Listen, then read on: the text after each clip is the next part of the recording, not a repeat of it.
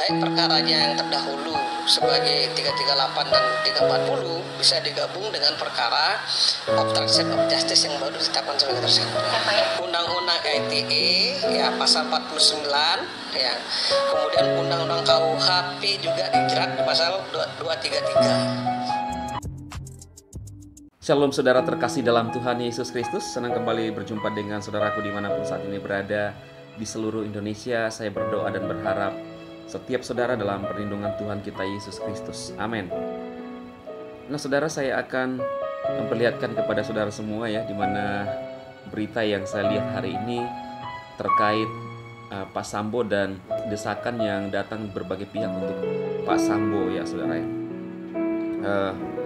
Saya sebagai saudara seiman ingin berpesan kepada Pak Sambo, kalau memang ini benar-benar vonis yang dijatuhkan, maka tinggal satu harapan, yaitu berserah kepada Tuhan. Hanya itu saja.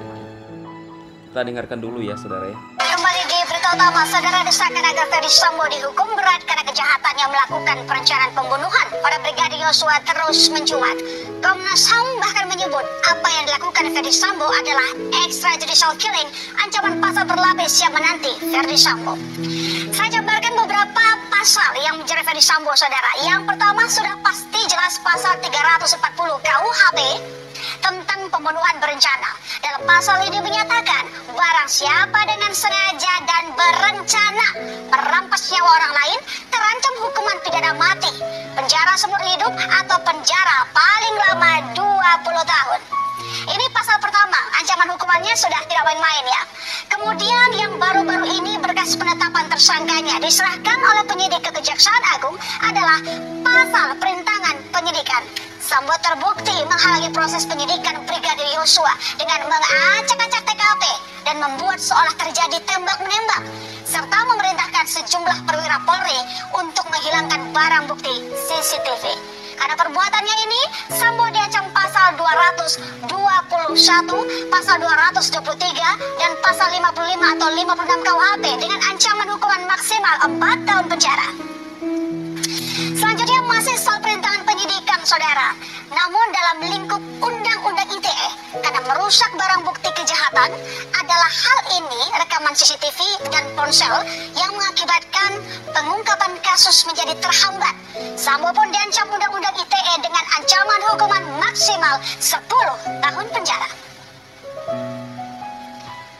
Nah, khusus perkara FS ya, saya belum tahu nih ke depannya itu memungkinkan untuk digabung ya.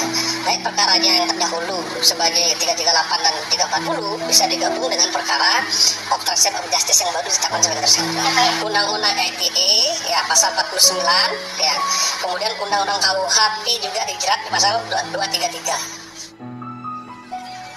Semakin tersudut dengan hukuman berat, Ferdy Sambo terus mencari celah dengan menjadikan peristiwa pelecehan seksual yang dilakukan Brigadir Yosua pada sang istri sebagai motif utama. Sejak awal kasus ini terungkap, Ferdy Sambo terus sesumbar pada banyak pihak jika tindakannya ini dilakukan untuk membela martabat sang istri Putri Chandrawati.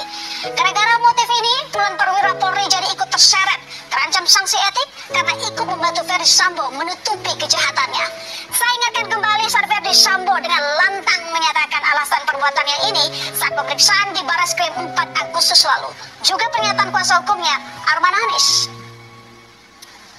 Atas meninggalnya Brigadir Yosua, semoga keluarga diberikan kekuatan. Namun semua itu terlepas dari apa yang telah dilakukan saudara Yosua kepada istri dan keluarga saya, bahwa apapun yang diperbuat oleh klien kami tentunya pasti ada motif yang sangat kuat. Namun kami tim kuasa hukum percaya bahwa klien kami adalah kepala keluarga yang bertanggung jawab dalam menjaga dan melindungi marwah serta kehormatan keluarganya. Dugaan pelecehan seksual oleh Brigadir Yosua pada Putri Chandrawati muncul ke permukaan kembali saat Komnas HAM memberikan Oke ya saudaraku ya, berita ini sepertinya tidak habis-habis lewat di beranda media sosial kita, dan saya jujur sedikit agak mengikuti juga, dan agak penasaran dengan kasus ini, saudara. Nah, saudara, saya ingin menyampaikan sebuah pesan kepada saudara bahwa biar kasus ini menjadi pembelajaran bagi kita untuk tetap berhati-hati dan menguasai diri kita sebagai orang percaya, khususnya hadirkan Tuhan dalam kehidupan saudara. Ya.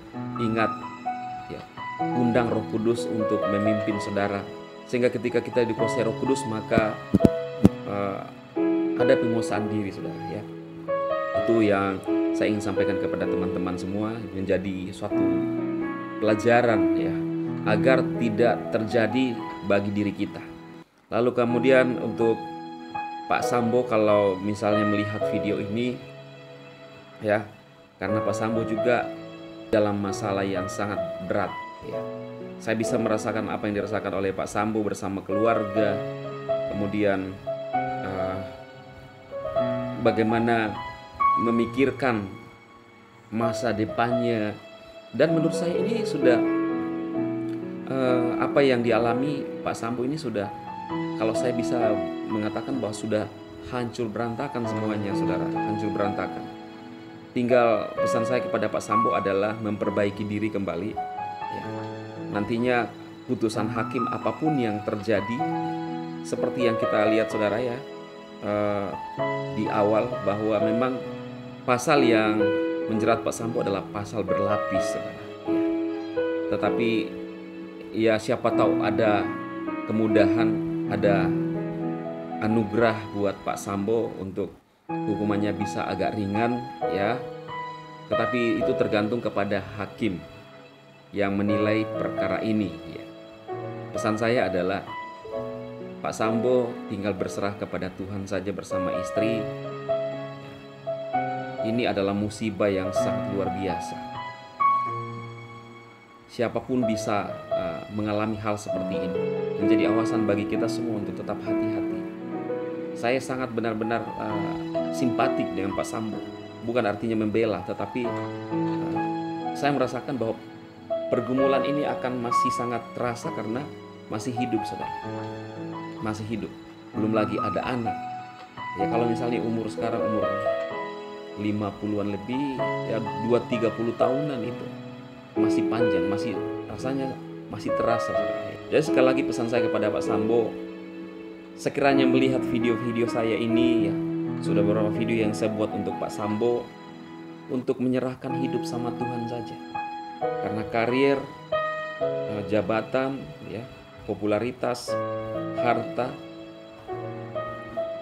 semuanya sudah hancur, kehilangan semuanya. Tinggal satu, perbaiki roh kembali, rohnya Pak Sambo, ya. Rohnya Pak Sambo, bertobat, minta ampun kepada Tuhan Yesus, minta ampun sungguh-sungguh, ya. Ungkapkan saja kebenarannya bersama istri. Tetapi kalau misalnya Pak Sambo merasa memang ngotot, ya, ada kejahatan atau pelecehan seksual, ya sebenarnya tinggal Ibu PC yang jujur mengakui. Jangan menyembunyikan kejahatan. Jangan karena rasa malu juga menutup-nutupi. Sekarang apa yang mau dimalui lagi? Ungkapkan saja semuanya. Toh juga Indonesia sudah tahu, toh dunia sudah tahu. Video-video yang beredar di mana-mana. Kalau memang terjadi, ungkapkan. Ungkapkan semuanya apa yang terjadi sebenar-benarnya, tanpa harus menggunakan alat, tanpa harus hipnoterapi, ya. Jujur akui pelanggaran itu. Kalau masih punya hati nurani, karena dengan hati yang jujur mengaku, ada pengampunan dari Tuhan, sekalipun harus menerima konsekuensi hukum dunia. Itu saja pesan saya, tidak ada yang lain. Jujur mengakuinya, ya, supaya tidak merasa tertuduh lagi. Kalau kita buat cerita-cerita lagi, nutupi satu demi satu, tidak akan pernah kelar.